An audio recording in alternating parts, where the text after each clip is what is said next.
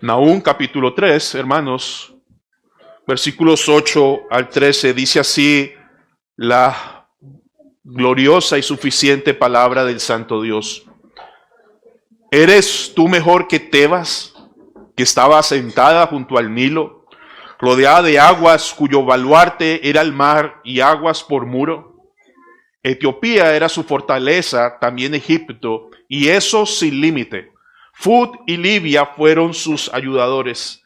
Sin embargo, ella fue llevada en cautiverio. También sus pequeños fueron estrellados en las encrucijadas de todas las calles, y sobre sus varones echaron suertes, y todos sus grandes fueron aprisionados con grillos. Tú también serás embriagada y serás encerrada. Tú también buscarás refugio a causa del enemigo. Todas tus fortalezas serán cual higueras con brevas, que si las sacuden, caen en la boca del que las ha de comer. He aquí tu pueblo será como mujeres en medio de ti. Las puertas de tu tierra se abrirán de par en par a tus enemigos. Fuego consumirá tus cerrojos. Un momento más en oración. Amado Padre Celestial, descansamos plenamente en la guía del Santo Espíritu, en la predicación, en la meditación de tu palabra en esta mañana. Solo tú eres suficiente para revelarte plenamente a tu pueblo, Señor. Y nosotros somos instrumentos en tus manos. Padre, trae salvación, trae restauración, trae fortaleza y permítenos conocer un poco más a ese Dios glorioso al que decimos amar y seguir. Recuérdanos una vez más, un poco más, que separados de ti, nada podemos hacer. En Cristo Jesús. Amén. Hermanos, pueden tomar asiento.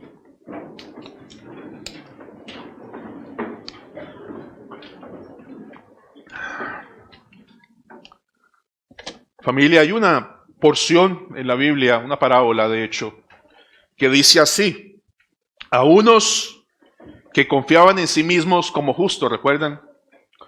A algunos en esta vida, tal vez aquí también, están persuadidos, están convencidos de que de verdad son justos, de que de verdad son correctos, de que de verdad son íntegros, que de verdad cumplen a perfección la ley moral de Dios. De hecho, ellos confían tanto en sí mismos como justos que Dios los ve así según ellos. Y por ende, estos que confían a sí mismos como correctos y justos piensan que tienen una amplia y merecida puerta y bienvenida al cielo.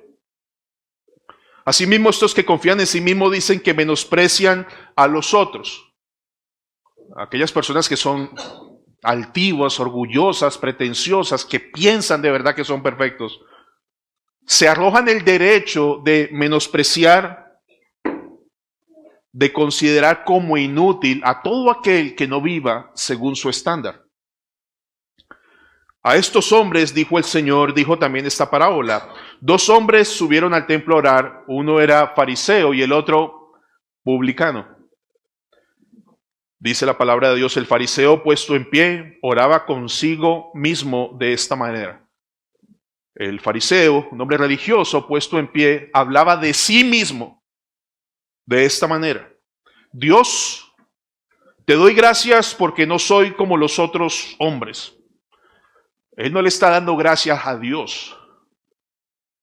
Señor, mírame y reconóceme que yo no soy como los demás. Dice él: pues no soy ladrón, no soy injusto, no soy adúltero, ni aún como este publicano. Y hermanos, cada vez que nos exponemos a esta parábola es muy fácil pensar: gracias al Señor soy como el publicano. Pero la verdad es que muchos luchamos con el fariseo que llevamos por dentro. De verdad, piensen por un momento. Si llegan a la presencia del Señor, de verdad estaríamos pensando: bueno, si me preguntan qué digo, o si me preguntan qué ofrezco, o cómo me muestro, delante del Señor y podríamos estar pensando igual. Señor, yo no fui ladrón, no fui injusto, yo no falté a la iglesia, yo diezmaba, yo leía, yo hacía, yo. Y dice, ayuno 2 veces a la semana y doy diezmos de todo lo que gano. A los ojos de los hombres, un increíble testimonio a los ojos de los hombres. Mas el publicano, recuerdan, estando lejos, no quería ni aún alzar los ojos al cielo, sino que se golpeaba el pecho diciendo, Dios, sé propicio a mí, pecador. El publicano está lejos, avergonzado por la miseria, por la conciencia, por la indignidad que él sabe que es él delante de Dios por causa de sus pecados. Tiene dolor por lo que ha hecho, tiene dolor por lo que ha vivido. Y le dice, Señor, sé propicio a mí, pecador. Señor, ten compasión de mí. Señor, ten misericordia de mí. Señor, perdóname. Porque la única esperanza que tengo no es ofrecerte algo que yo pueda hacer, sino algo que tú puedes hacer por mí. Y es la propiciación. Ya veremos. Dice el 14, os digo, dice el Señor, que el publicano, descendió a su casa como justificado. Fue al templo y no ofreció absolutamente nada, sino confesó su vida miserable. Y dice el Señor, descendió, regresó del templo a su casa justificado. Descendió perdonado, justificado. Cristo fue la propiciación. Cristo fue quien aplacó la ira eterna de Dios que estaba sobre los pecados de este hombre. Cristo tomó su lugar y los asumió por todos y cada uno de sus pecados. Cristo en esa oración lo reconcilió con el Padre por su vida y obra perfecta. Y dice el texto, pues cualquiera que se enaltece, ¿recuerda que sigue? Cualquiera que piensa que de verdad es muy bueno, muy correcto, muy íntegro en sus propias fuerzas, pensando que eso le da la entrada al cielo, dice el Señor, cualquiera que piense así, lo voy a humillar, lo voy a derrumbar, lo voy a tumbar, de hecho. Y el que se humilla, el que es consciente que su única esperanza está en Cristo, ¿será qué? Exaltado. Esa es la voluntad de Dios. En el día del juicio final, hermanos, amigos, van a haber muchas personas que van a querer enaltecerse. Yo. Y el Señor dice, no hay manera alguna que tú puedas vivir de manera perfecta ante mis ojos y que merezca el cielo. Hermanos, no hay un solo hombre en toda la tierra, en toda la historia de la humanidad, aparte de Cristo hombre, que haya vivido de manera perfecta 24 horas al día, todo el tiempo. Si tú empiezas, yo no falté a la iglesia, yo no, hermanos, los argumentos para entrar al cielo no son yo, sino Él. Aunque parece como normal, pero es muy fácil sentirnos orgullosos de lo que hacemos y no de lo que Cristo ya hizo una vez y para siempre. En el juicio final no habrá nadie que entre al cielo por sus propias fuerzas, porque todo aquel que se enaltezca en ese día será humillado.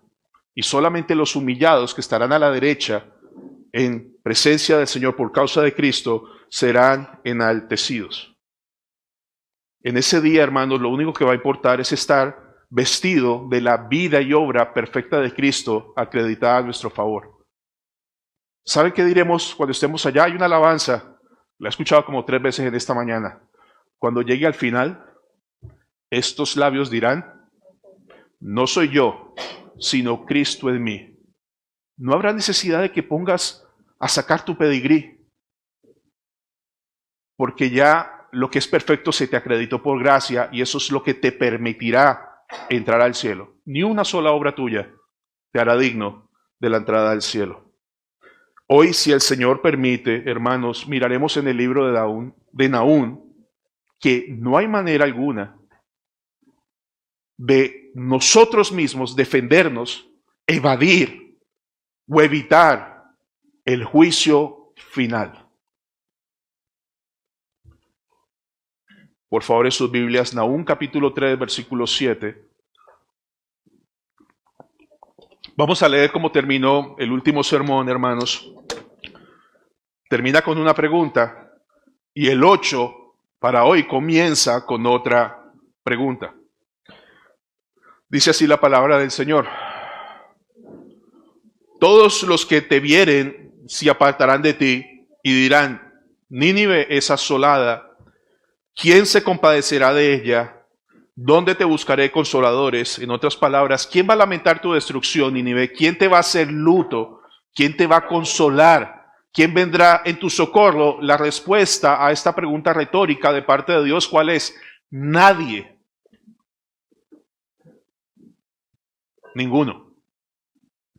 Y el versículo 8 comienza de esta manera.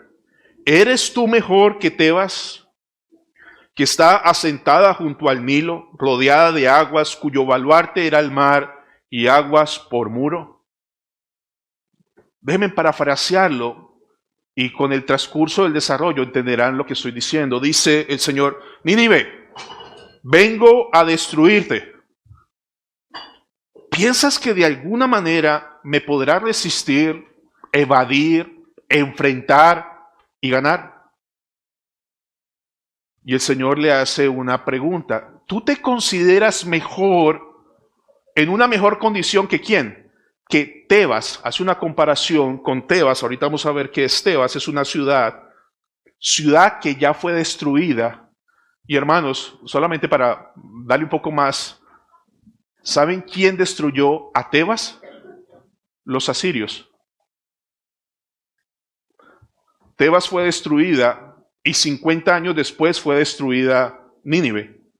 Al momento de escribir el libro de la visión de Nahum, han pasado 20 años desde que Tebas está destruida. Entonces el Señor se levanta y le hace una comparación. Nínive, ¿tú crees que eres mejor, estás en mejores condiciones que Tebas, la cual no pudo resistir el juicio?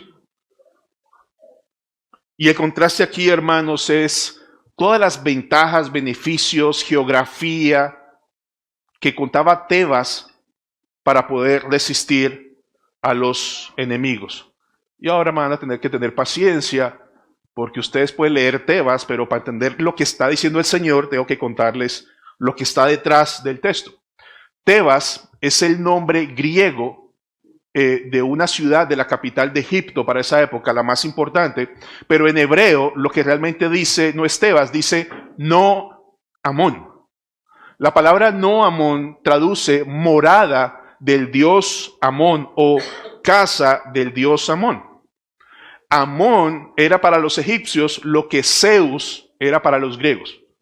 Era el dios más importante y Amón significa oculto, difícil de encontrar, y era para los egipcios considerado el dios del aire y el dios del sol. ¿De acuerdo? Entonces, esta ciudad tiene una ubicación particular. Entonces, enuncia Tebas, ya saben, está en Egipto, es la capital del imperio egipcio para esa época. Y le dice, mira, Tebas estaba asentada junto al ¿qué? Al Nilo. Y el Señor empieza a decirle, mira, ¿tú te consideras mejor que Tebas? Déjame recordarte en qué situación estaba Tebas y que de ninguna manera pudo soportar el juicio. Y van a ver que Tebas está mucho más protegida, cuidada y fortalecida que la misma Nínive. Entonces dice el Señor, Tebas estaba sentada junto al Nilo. La palabra sentada implica que estaba en un lugar seguro, estaba ubicada en una forma estratégica, libre, segura y confortable de sus enemigos. Ahora, ¿dónde estaba ubicada Tebas? ¿Tienen en sus mentes un mapa de África en sus cabezas ahora? ¿Sí? ¿Ya? ¿La tienen ahí? Y ahí está el Nilo está hacia el lado derecho, ustedes ven izquierdo a mí, pero es al lado derecho, el segundo río más grande del mundo. ¿Vamos bien? Ahora, este segundo río más grande del mundo cruza desde el sur de África y termina desembocando en el Mediterráneo. Entonces, la ciudad de Tebas hoy día es la ciudad de Luxor. Luxor es donde muchos turistas van a encontrar todo lo que fue Egipto en esta historia. Los grandes monumentos, las grandes columnas, las grandes ciudades, aún algunas pirámides. ¿De acuerdo? Entonces, hermanos, desde el Mediterráneo en el norte para llegar a Tebas son 656 kilómetros. O sea, una distancia grandísima donde está muy lejos de los asirios. ¿Así vamos bien? Bueno, entonces necesito decir más. Resulta que no solamente tenía la ventaja de su ubicación, es decir, estaba en un sector lejos de muchos enemigos. Dice la Biblia que estaba rodeada ¿de qué?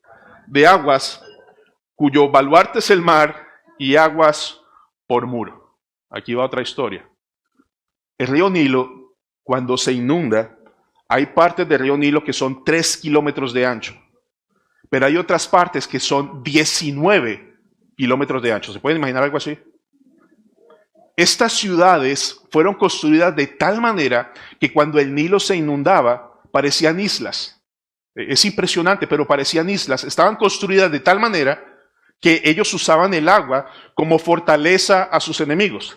Entonces ya pueden imaginar ríos, lagos, afluentes, el mismo Nilo que tiene 2 vertientes. Entonces los enemigos tienen que caminar 656 kilómetros. Y aparte de todo, tienen que cruzar muchas, pero muchas fuentes de agua. Entonces dice el Señor, mira las ventajas de de Tebas. Está lejos y está rodeada, protegida por el agua. Al punto, hermanos, que el texto dice que el mar es su baluarte, pero no porque estuviera cerca al mar, sino porque esta palabra también describe grandes cantidades de aguas. ¿Sí? Entonces los enemigos para marchar tienen que recorrer mucho camino y cruzar por mucha agua. Y cuando llegan a Tebas, ella está protegida por mucha agua. ¿Vamos bien hasta aquí? Y tienen una ventaja más. Versículo 9. Etiopía era su fortaleza. También Egipto.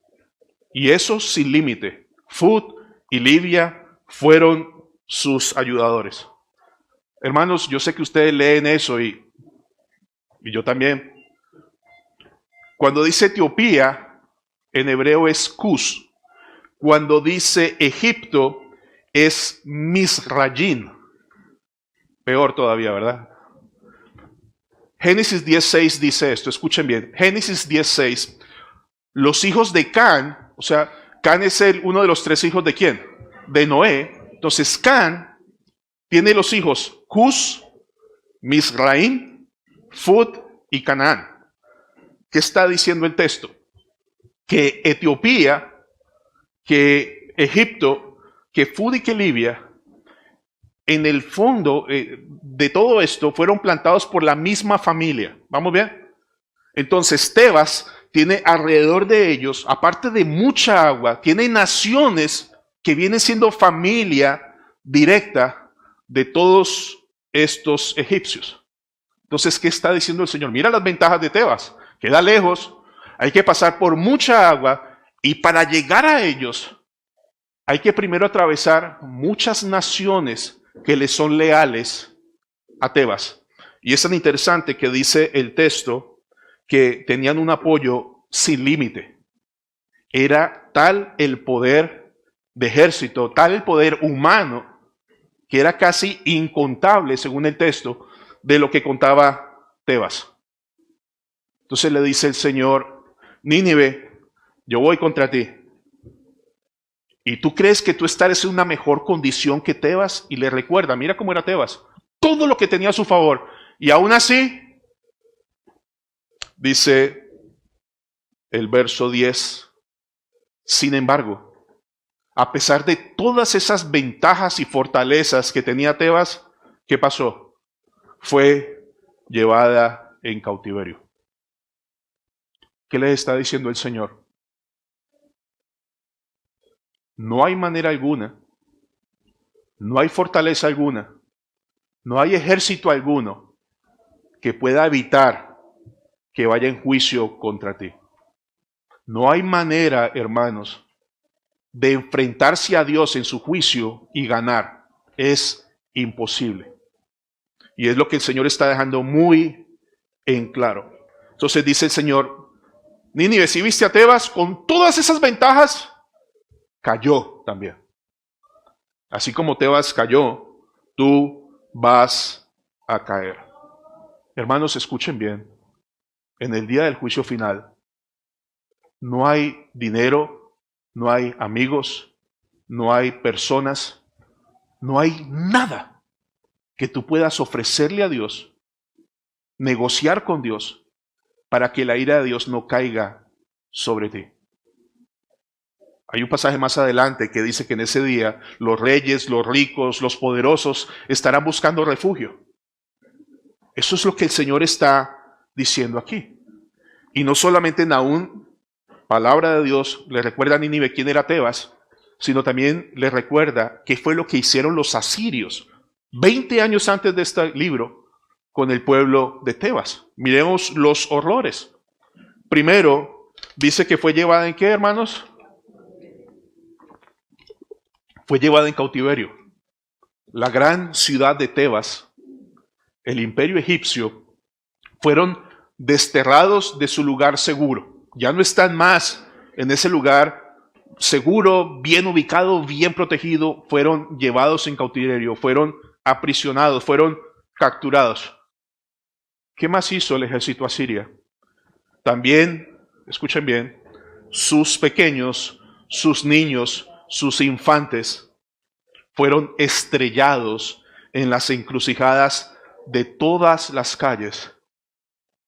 Estos asirios crueles, en cada cruce, en cada esquina de la ciudad de Tebas, cogieron a los niños y los estrellaron en el piso.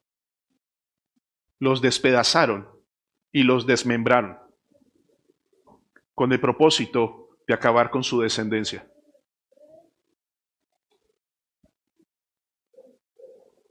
Y no solo eso, dice el texto, y sobre sus varones, aquí la palabra varones, sobre sus nobles o sus príncipes, y sus grandes, dice, fueron aprisionados con grillos. Los asirios no respetaron la dignidad del rey, la dignidad de sus nobles, la dignidad de sus príncipes, y lo que hicieron fue todo este ejército echar suertes. Se rifaron a todos esos hombres, por así decirlo. Yo me quedo con este, yo me quedo con este. Y los esclavizaron. Y no solamente los esclavizaron, sino dice el texto que en sus tobillos les pusieron grilletes. No sé si han visto esa imagen, de un hombre detrás de otro hombre con grilletes, unidos por una cuerda, por una cadena. Entonces, lo que Tebas afrontó fue una gran y profunda y muy dolorosa humillación. Y dice el Señor, a pesar de todas las ventajas que tuvieron, Tebas cayó. Y le dice el Señor, ¿tú estás en mejor condición que Tebas? Respuesta, no. Entonces no hay nada, dice el Señor, que impida que yo acabe contigo, Nínive. Ahora viene una porción donde viene el juicio de Dios. Le dice a los ninivitas lo que va a aparecer.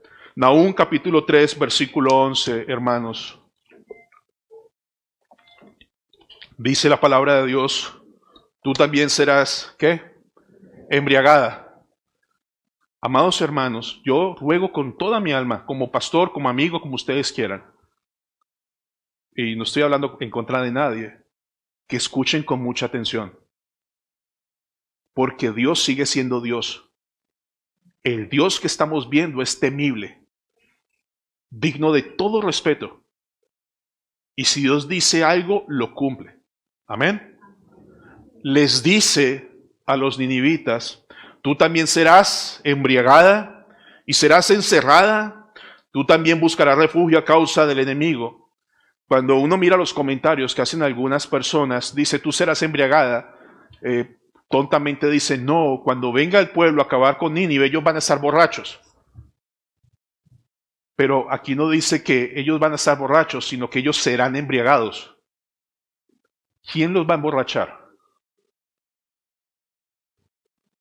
¿Quién está ejecutando ese juicio? Y tranquilos que no van a decir nada blasfemo. ¿Quién los va a embriagar? Dios. ¿Saben cómo los va a embriagar el Señor? Quiero leerles Apocalipsis 14:10. Él también beberá del vino de la ira de Dios. El Señor dice, los voy a embriagar porque les voy a dar a tomar a ellos la copa de mi ira y se la tomarán completica. Al punto que el Señor los describe como ebrios. Y eso es lo que realmente está diciendo el Señor. Hay otro pasaje en Isaías 51:17, dice: despierta, oh Jerusalén, despierta, has bebido la copa de la furia del Señor. Y el Señor dice: Nínives aquí presentes, no aquí presentes, los voy a embriagar. Y el que lee entiende lo que significa. Voy a hacer que ustedes se tomen toda la copa de mi ira. Yo no sé si eso les traiga a la memoria algo. Entonces, Jesús les dijo: mi alma está muy triste hasta la muerte. Quedaos aquí y velad conmigo. Yendo un poco adelante, se postró sobre su rostro llorando y diciendo: Padre mío, si es posible, pasa de mí esta copa. Pero no sea como yo quiero, sino como tú. La angustia de Cristo en el Getsemaní era que sabía que Él tenía que tomarse toda la copa de la ira de Dios de los pecados de los que creen.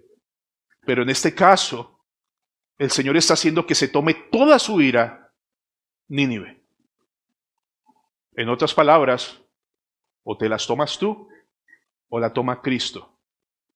Pero un poco de eso más adelante. El Señor dice: serás embriagada, y luego agrega: y serás encerrada. La palabra es: vas a quedar oculta. No vas a quedar a la vista de nadie. En otras palabras, dice el Señor: te voy a devastar. Hermanos, Tebas, ahorita es Luxor, aún se mantienen muchas de sus ruinas. La calle del Valle de los Reyes es fenomenal, unos monumentos de 900 toneladas, pero de Nínive no quedó nada. Hasta 1800 algo fue que descubrieron algunas ruinas. El Señor la devastó. Y luego dice el Santo Dios: tú también buscarás refugio a causa del enemigo. Los ninivitas van a buscar quien los proteja. Y hermanos, ¿quién los puede proteger del juicio de Dios? En otras palabras, el Señor dice: van a buscar defenderse. Y todo lo que hagan será en vano. Será inútil defenderse de Dios en el día del juicio final si tú no estás en Cristo. Es imposible. Es aterrador.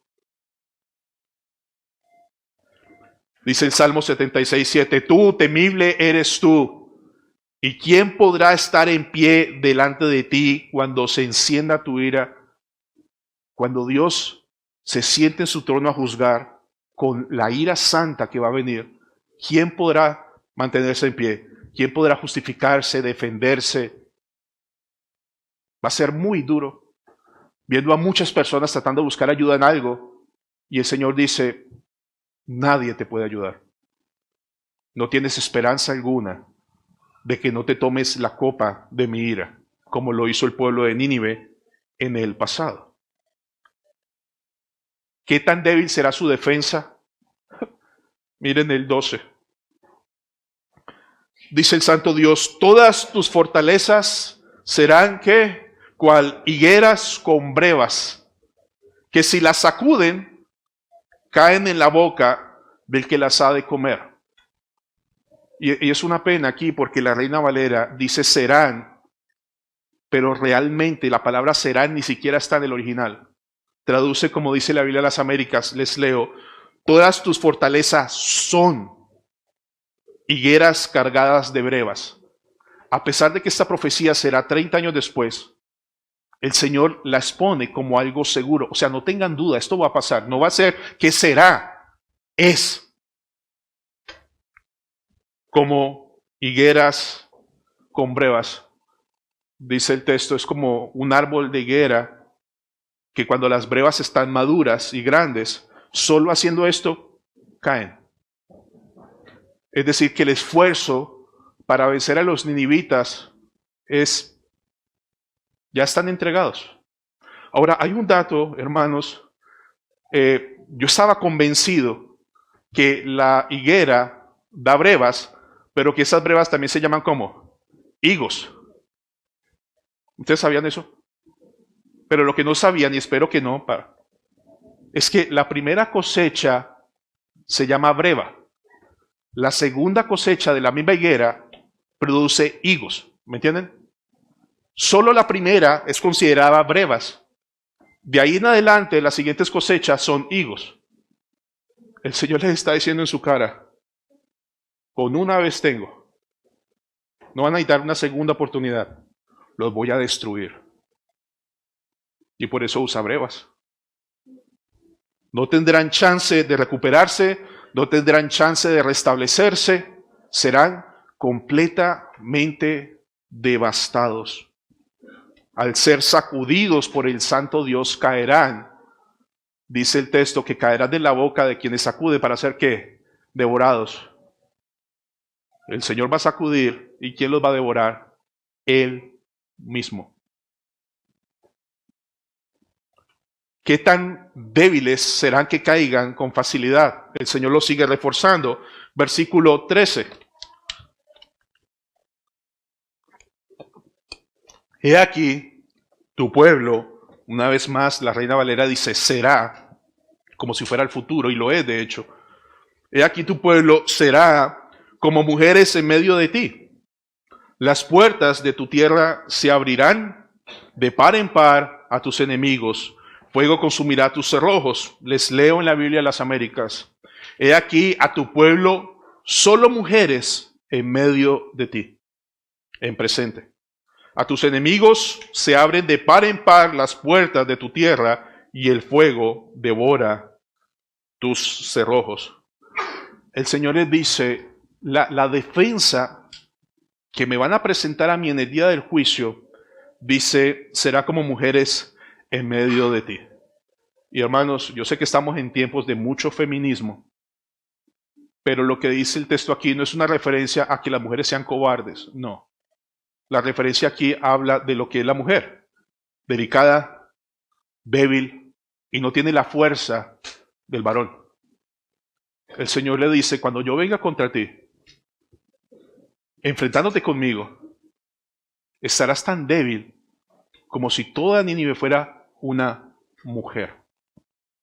No podrán hacer resistencia, no podrán batallar, van a caer. Dice que las puertas van a quedar de par en par.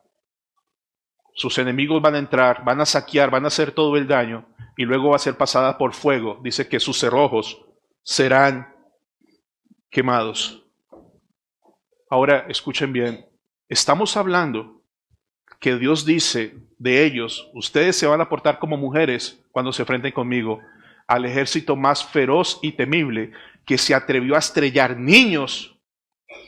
Y ahorita cuando se enfrentan con el Señor, ya no son valientes, ya no son fuertes, ya no son feroces.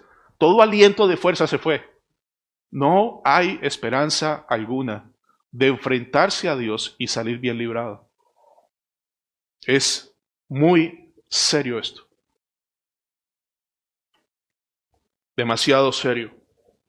Entonces el profeta Nahum, la palabra de Dios nos da a entender y nos asegura que no habrá fuerza alguna, poder alguno, amigo alguno, naturaleza alguna que pueda defender a Nínive de Dios mismo. En otras palabras, todo lo que Nínive considere ventaja, fortaleza delante de Dios es nada. Todo, hermanos, escuchen, todo lo que ahorita mismo ustedes consideren como fortaleza, ventaja, beneficio, esto lo tiene que ver Dios. El Señor dice, eso es nada para mí. Porque lo único que Él quiere ver es a Cristo en el día del juicio final, que tú estés vestido de Él. ¿Me entienden eso? No hay nada que tú puedas levantar, justificar o presentar como decir, wow. El Señor dice, no, lo único wow aquí es Cristo, mi Hijo. Que ustedes estén vestidos de sus vestiduras perfectas. Hermanos, ese día, todos vestidos de blanco, ¿qué vamos a decir? Es Él.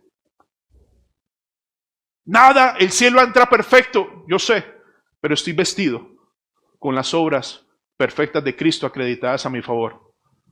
De tal manera que Cristo vio la vida que yo debía haber vivido, de tal manera que cuando llegue al cielo, Dios me ve a mí como si toda la vida hubiera vivido sin pecado. Eso es justificación y se cree por fe. Apocalipsis 6 dice esto, escuchen, el juicio final. Miré cuando abrió el sexto sello y he aquí un gran terremoto y el sol se puso negro como tela de silicio y la luna se volvió toda como de sangre. Y las estrellas del cielo cayeron sobre la tierra como la higuera que deja caer sus higos cuando es sacudida por un fuerte viento. Y el cielo se desvaneció como un pergamino que se enrolla, y todo monte y toda isla se removió de su lugar, y los reyes de la tierra, y los grandes, los ricos, los capitanes, los poderosos, y todo siervo y todo libre, se escondieron en las cuevas entre las peñas de los montes, y decían a los montes y a las peñas, caed sobre nosotros, y escondednos del rostro de aquel que está sentado sobre el trono y de la ira del Cordero. Porque el gran día de su ira ha llegado, y ¿quién podrá sostenerse en pie? Ricos, poderosos, potentados, no tienen absolutamente nada que ofrecer para evadir. De hecho, en ese momento, dice el texto, ¿pueden imaginar el terror de ese día? Están buscando esconderse, están buscando que las montañas caigan sobre ellos para no enfrentarse a la ira del Cordero. Y no hay forma, hermanos, de escaparse. Porque morirán eternamente en el infierno. Sin que eso signifique que algún día desaparezcan. Cuando Cristo regrese, ya no va a regresar como un cordero. Va a regresar como un león.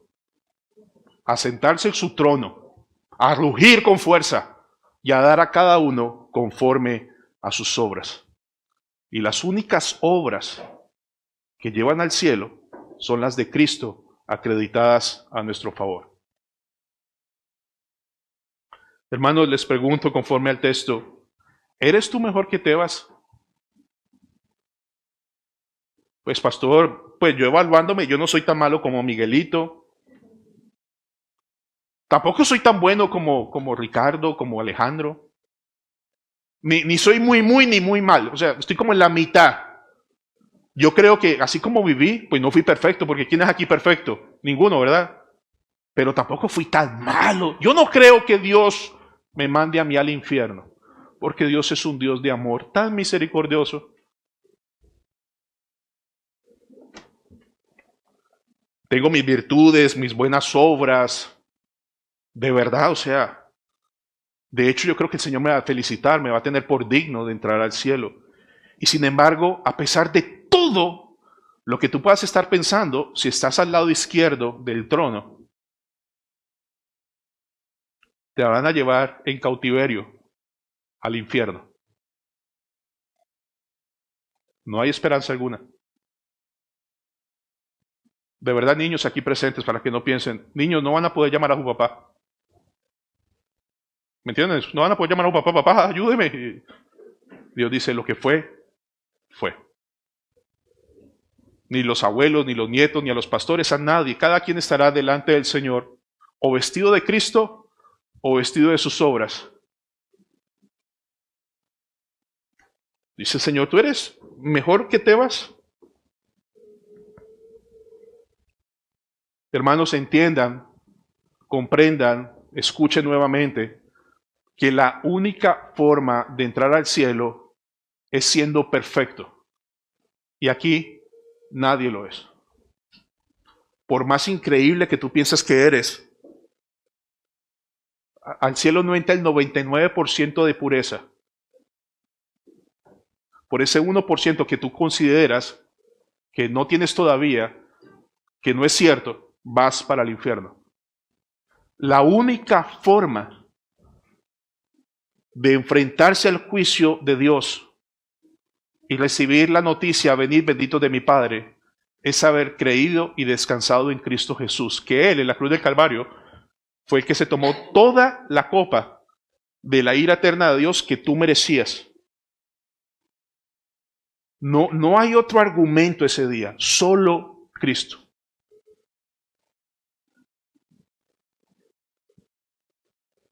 Si ese día llegas confiando en ti mismo, en la vida que llevaste, que estuviste en Betania, te van a sacudir como una higuera.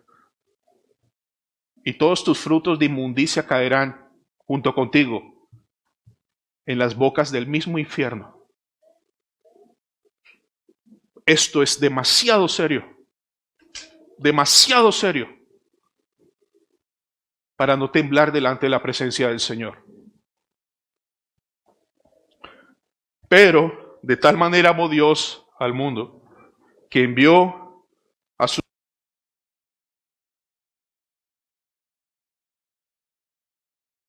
tenga vida eterna. Quiero llevarlos un momento, hermanos, una vez más al Getsemaní. Y luego el Señor me dé mucha fuerza para no quebrantarme. Escuchen, saliendo, se fue como solía al monte de los olivos, y sus discípulos también le siguieron. Cuando llegó a aquel lugar les dijo, orad, que no entréis en tentación. Él se apartó de ellos a distancia, como de un tiro de y puesto de rodillas oró. Cristo, el Rey de Gloria, puesto de rodillas orando.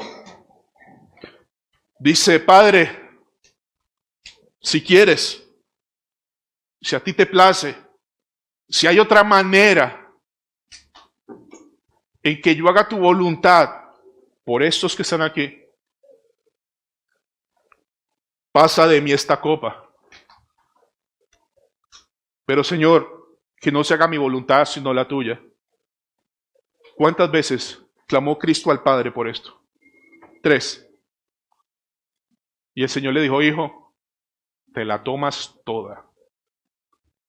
Tan angustiante fue, hermanos, dice el texto, que el Señor sudaba, botaba gotas de sangre y que vino un ángel a consolarlo.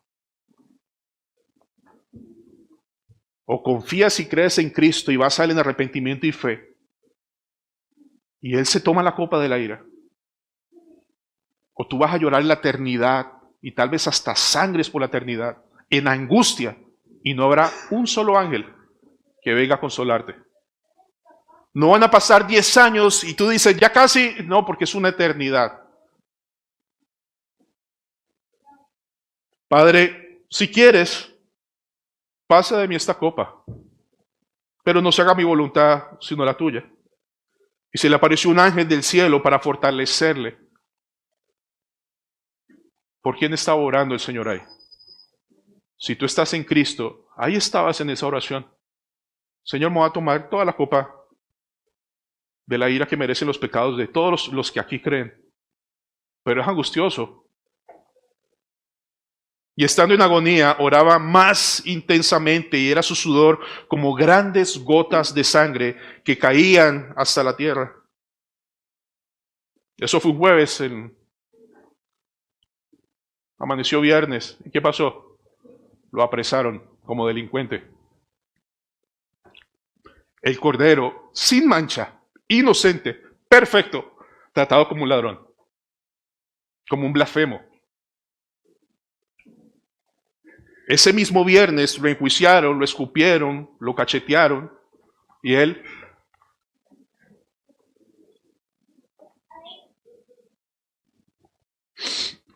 y desde la hora sexta hubo tinieblas sobre toda la tierra hasta la hora novena. Cerca de la hora novena Jesús clamó a gran voz, Elí, Elí, lama sabactani, esto es, Dios mío,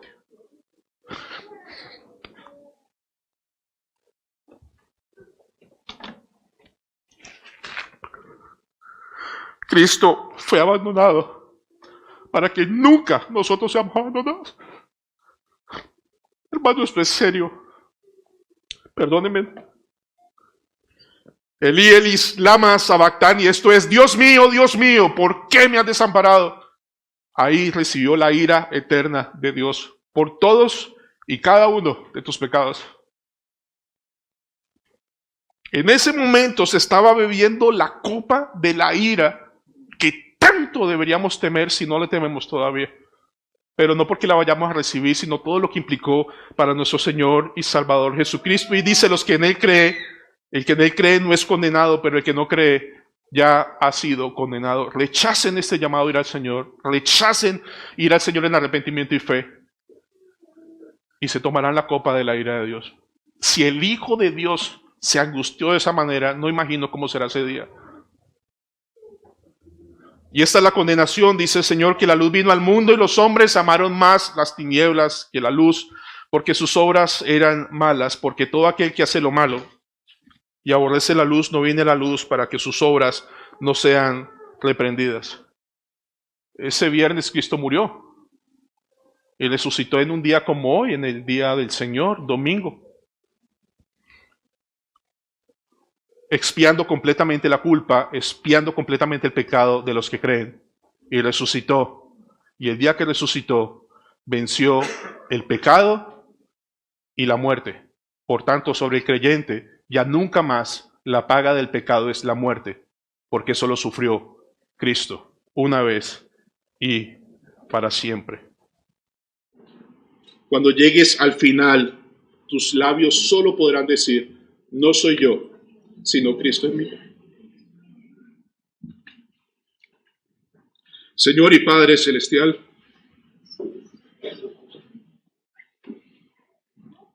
cuánta gracia, cuánta misericordia y cuánta bondad. Señor, en un día como hoy, para muchos es un año o un día más cerca de tu presencia y para otros es un día más cerca de ese aterrador día de angustia y desesperanza. Padre, en ese día habrá muchos anhelando un día más del Señor, anhelando poder estar expuestos a la palabra, anhelando poderle cantar y adorar.